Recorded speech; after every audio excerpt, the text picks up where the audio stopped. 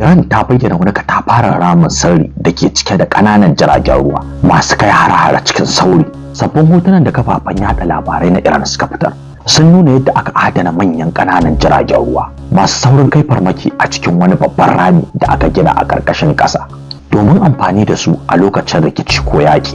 Rahotanni sun bayyana cewa Iran na ci gaba da ƙarfafa dabarunta na yaƙin ruwa ta hanyar amfani da ƙananan jiragen ruwa masu motsi cikin sauri, waɗanda ake ganin za su iya farmaki cikin lokaci kaɗan kafin su ɓace ko su koma maɓoyarsu.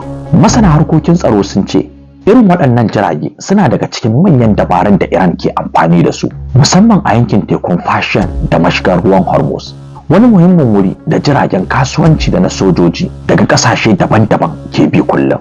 A cewar masana, idan aka samu tashin hankali a yankin, waɗannan jiragen ruwa masu sauri za su iya kewaye manyan jiragen yaƙi cikin lokaci kaɗan, lamarin da zai sa aikin manyan jiragen ruwa ya zama mai wahala. Hotunan da aka saki sun kuma nuna yadda aka shirya jiragen cikin tsari a ƙarƙashin ƙasa, abin da ke nuna cewa Iran na ƙoƙarin kare kayan yaƙinta daga hare-haren sama ko kai farmaki ba zato ba tsammani. Wasu rahotanni sun ce Iran na da damar fitar da wannan jiragen cikin gaggawa tare da maye gurbinsu cikin ɗan lokaci idan aka samu asara a yayin rikici.